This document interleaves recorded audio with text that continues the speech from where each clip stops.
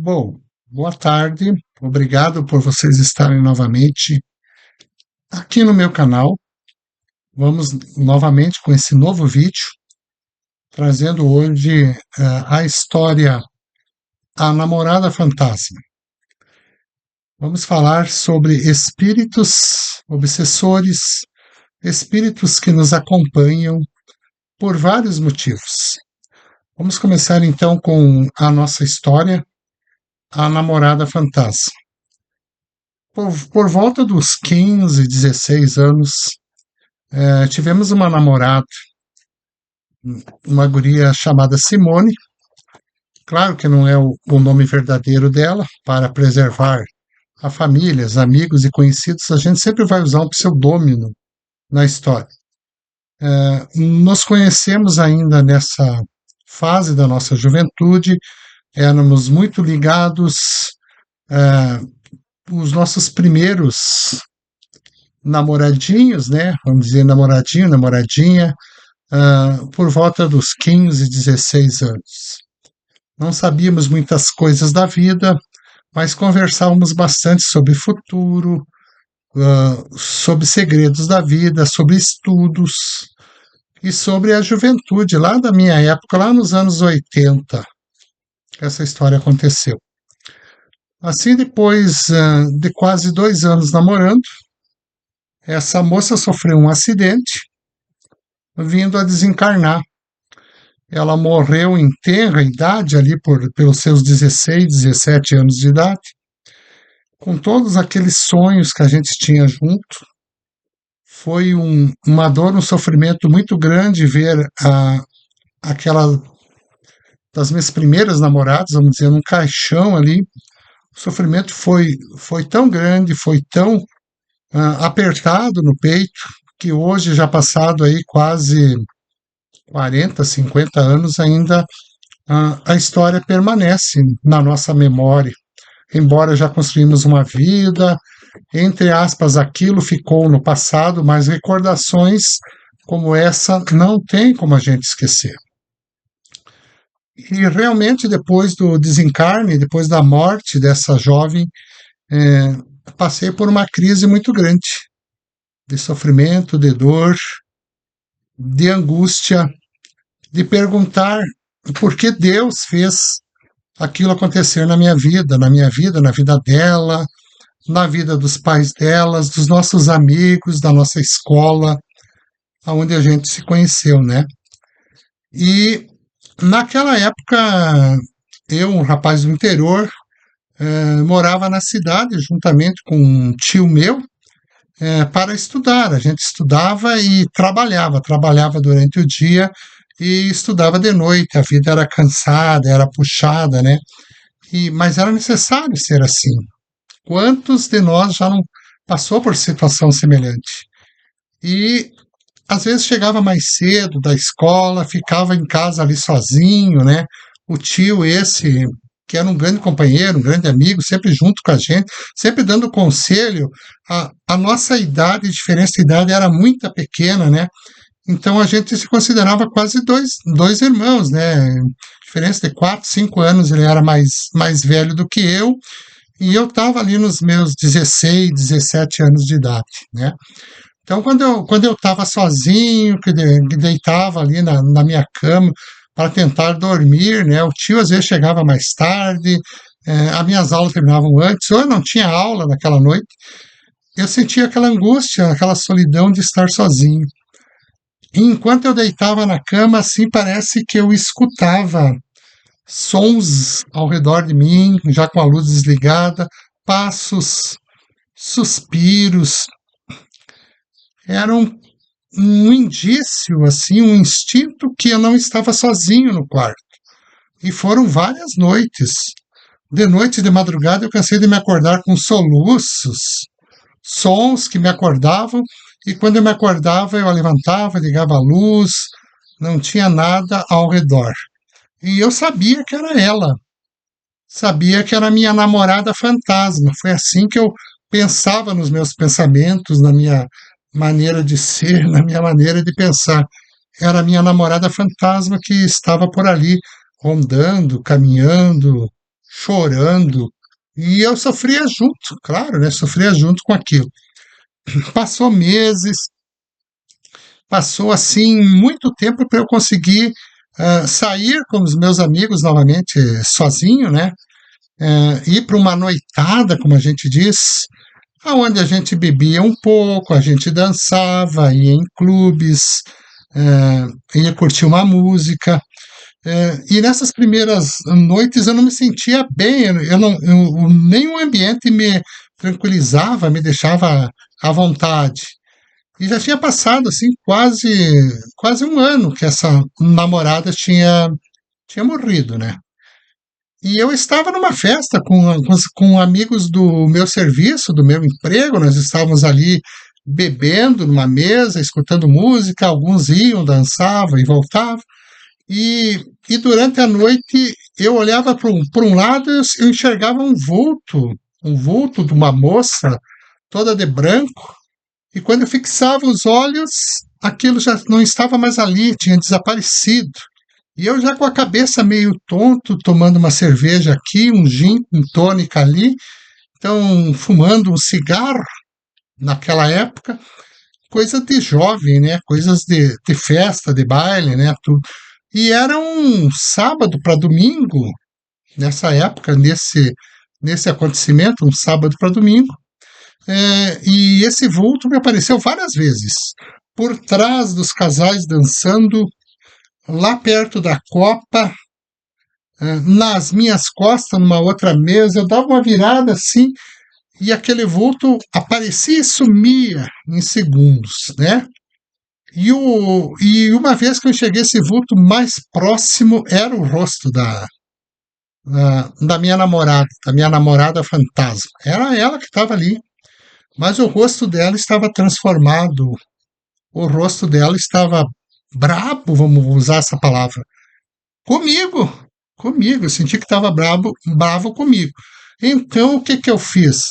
Eu me levantei, nem me despedi dos meus amigos, me deu aquele instinto de sair daquele local, é, andei algumas quadras na rua, cheguei numa parada de ônibus, onde eu peguei um ônibus que foi para o interior, aonde eu morava, né? Ele parava no asfalto e eu tinha mais 2 quilômetros de estrada de chão no meio de campo e de mato até chegar na casa onde é que a minha mãe morava. Finais de semana eu ia seguido lá para casa da mãe, passava sábado e domingo, e final de domingo a gente sempre voltava, eu e meu tio, de ônibus para a cidade, para casa que o meu avô tinha alugado para nós ficar durante a semana para trabalhar e estudar, né? E aquela noite estava uma noite assim, de uma lua crescente, meia lua, vamos dizer. Quando eu desci no local que eu chamava de picada, picada é um caminho traçado no meio de campo, no meio de mato, onde você vai para vários locais. Tinha vizinhos que ficavam um a 100 metros, outro a 200, outros a 300, e passava naquela picada ali. E dava quase 2 quilômetros até chegar lá na casa. Então, quando eu desci do ônibus, eu, assim, meio tonto, não tinha bebido muito, mas qualquer bebida que jovem toma já fica meio tonto, né? Meio aéreo. E quando eu desci do ônibus, andei ali uns 100, 200 metros, eu enxerguei um vulto que vinha nas minhas costas, flutuando no ar. Não tocava os pés no chão, aquela moça toda. Embora não tivesse vento, as roupas dela flutuavam no ar como se tivessem vento, e os seus pés não tocavam no chão. E eu fui apressando o meu passo e aquele vulto vindo nas minhas costas, né? O que? Eu andei mais uns 100 metros, que a passos largos, o vulto permanecia, e eu vi uma voz: espere, quero ficar com você, alguma coisa assim nos meus ouvidos. E eu aqui larguei correndo, me assustei, entrei num apavoramento muito grande dentro de mim, vendo aquele espírito me acompanhando. E fiz aquele caminho até na minha casa, que geralmente levava de 20 a 30 minutos caminhando, eu acho que eu fiz em menos de 10 minutos, correndo, voando. Conhecia cada palmo daquela estrada, mesmo quando eu estava passando no meio do... Tem 2 matos que a gente passa, passando no meio desse mato, e eu não estava nem enxergando por onde eu estava indo, mas ia a rumo, né? E cheguei em casa, me joguei contra a porta, bati na porta lá de casa, a minha mãe, que não tinha de dormir ainda, enquanto a gente não chega, a mãe fica esperando, né? A minha mãe estava ali acordada, né? Quando me bati na porta, o que que houve? Apavorada, pensando que alguém tinha tentado me assaltar ou me seguir. Disse, mãe, teve um vulto, um espírito que me perseguiu até aqui. Veio me chamando, chamou pelo meu nome várias vezes e vinha de atrás.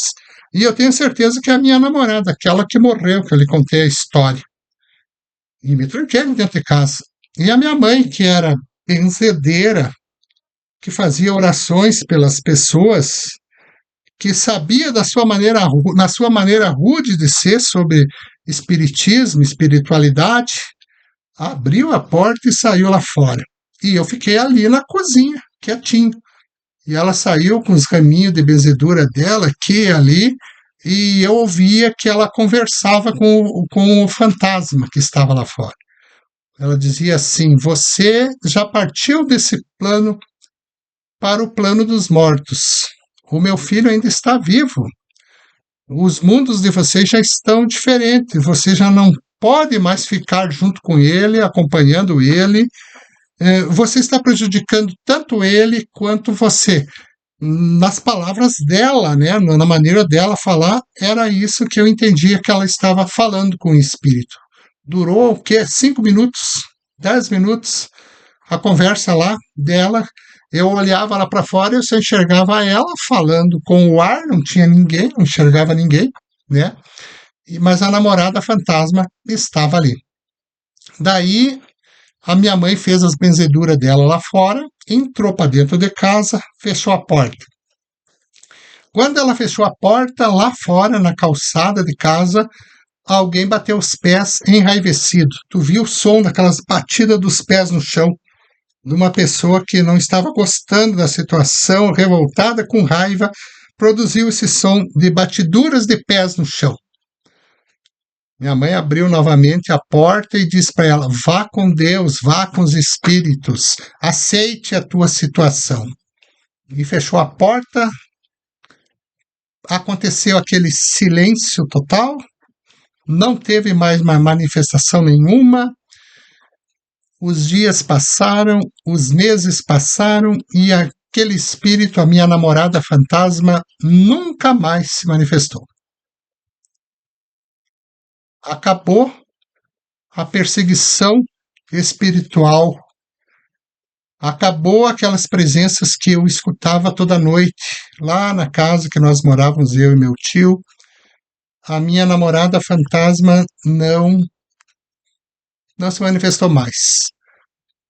Eu acredito, e hoje eu tenho certeza, que ela aceitou as sugestões da minha mãe, claro que acompanhada por outros espíritos que trabalharam nessa situação, e foi conduzida para o plano espiritual para ser tratada, para ser cuidada na sua nova morada de pessoa, de espírito desencarnado. Mas entrando nisso, eu quero falar sobre obsessões. Obsessões, o que que é? É um espírito que acompanha a gente.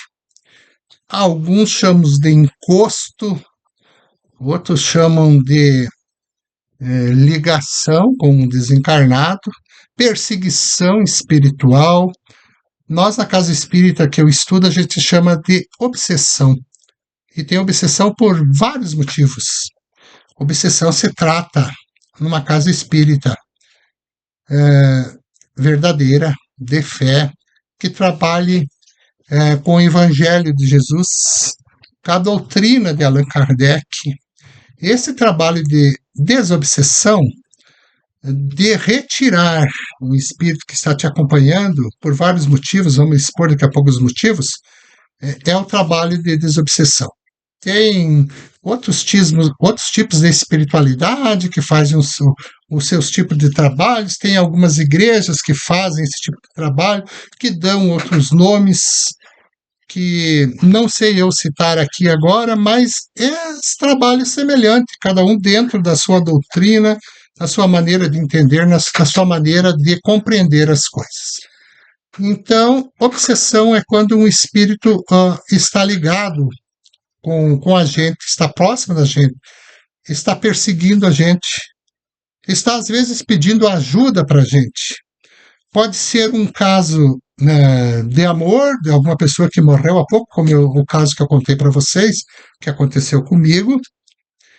Pode ser um caso de raiva, onde a pessoa fez alguma maldade para esse espírito, inclusive pode ser até uma maldade a ponto de ele morrer, de ele desencarnar, então eles nos perseguem.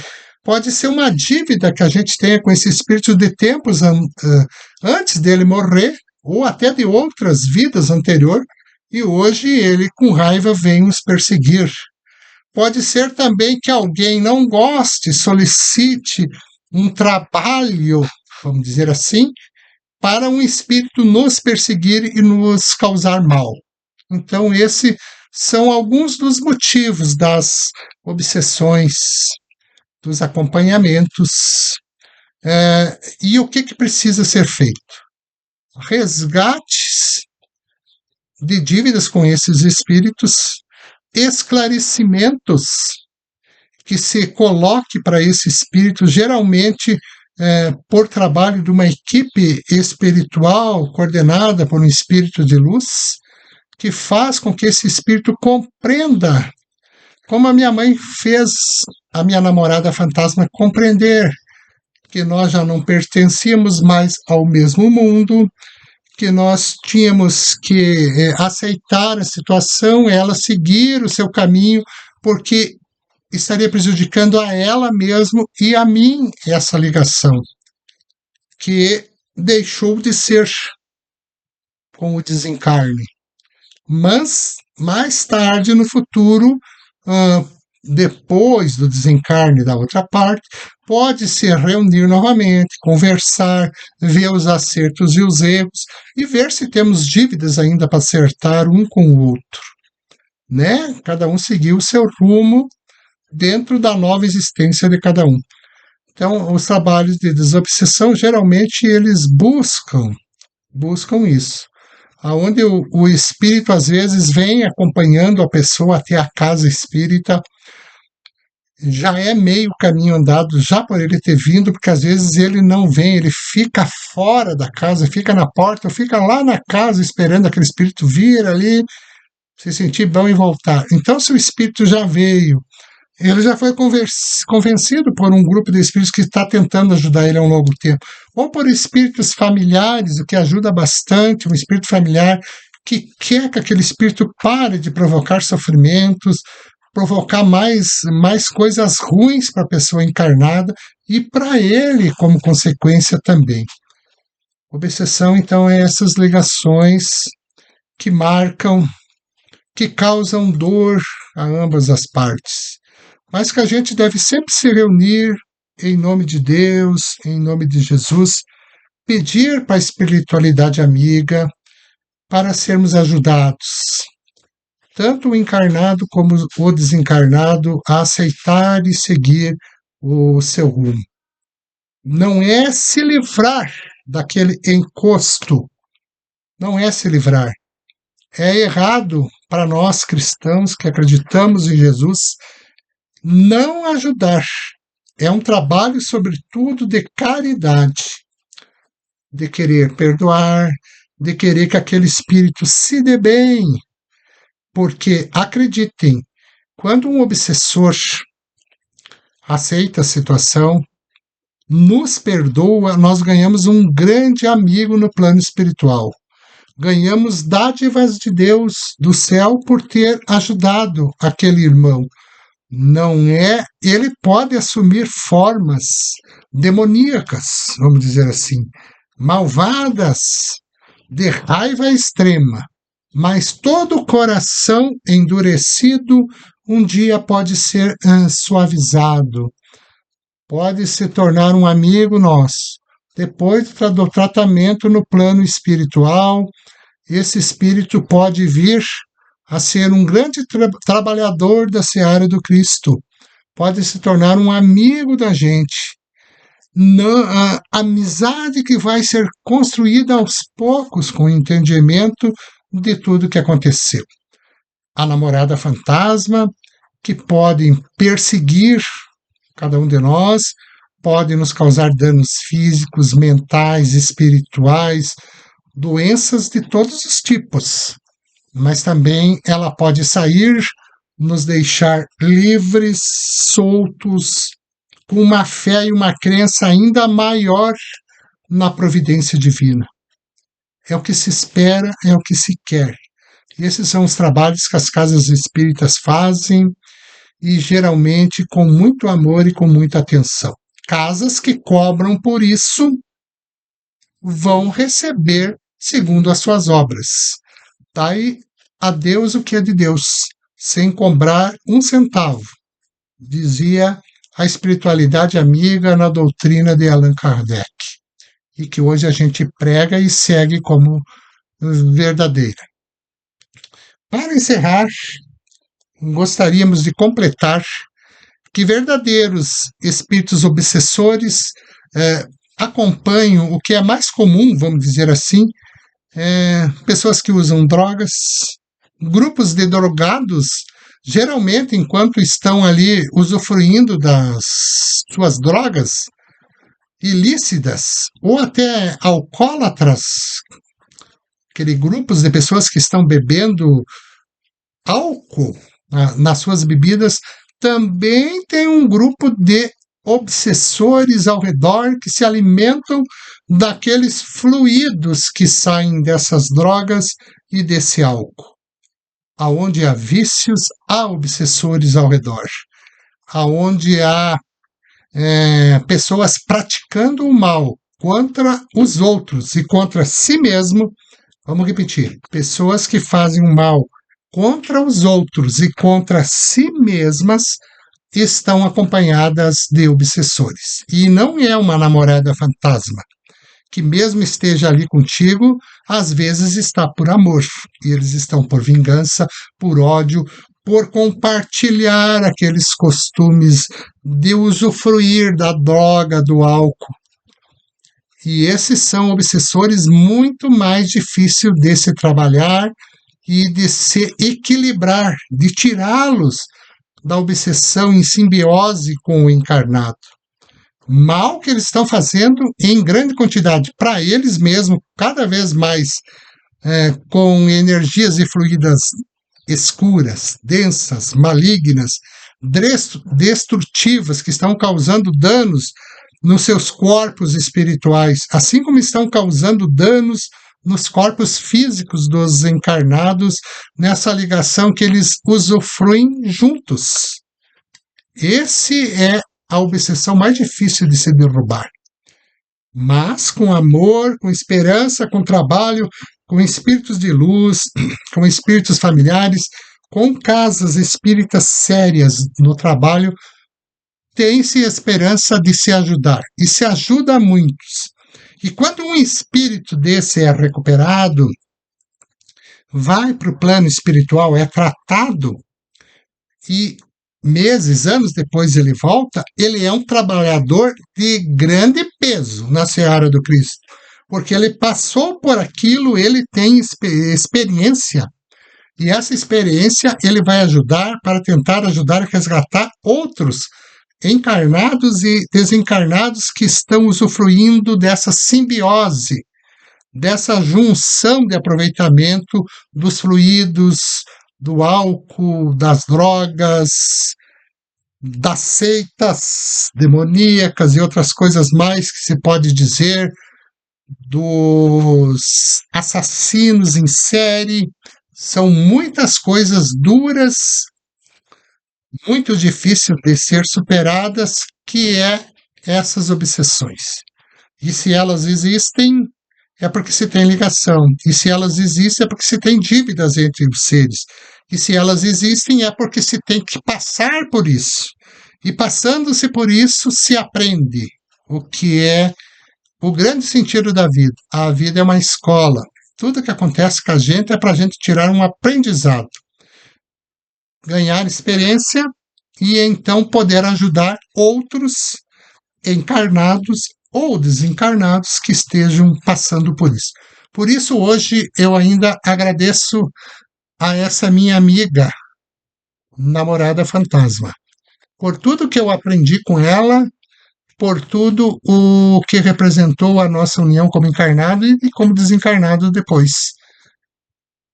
Ela abriu a minha vontade de querer estudar o Espiritismo. Alguns acontecimentos que aconteceram comigo, fenômenos espirituais, abriram a minha vontade. E eu estou estudando há quase 30 anos sobre Espiritismo. Sou um estudante do Espiritismo. E aqui eu trago para vocês um pouco da minha experiência e um pouco do que eu aprendi graças a esses fatos que aconteceram comigo. Então, muito obrigado por esse novo estar de vocês aqui, aproveitando o nosso vídeo. Compartilhem com pessoas que possam estar passando com isso, com amigos de vocês. Incentive o nosso canal a continuar, a ir em frente, a trazer novos aprendizados juntos. Porque cada vez que falamos sobre Espiritismo, estamos aprendendo cada vez mais. Eu sou um eterno estudante e gostaríamos que um pouquinho disso tudo chegasse até o coração de vocês, dos seus amigos, dos seus conhecidos. Compartilhem, curtam, comentem, conversem entre vocês. Isso já estará valendo a pena todos os vídeos que estamos fazendo toda semana aqui, postando para os nossos amigos do Brasil e do mundo. Valeu, muito obrigado. Tchau para vocês, até a próxima.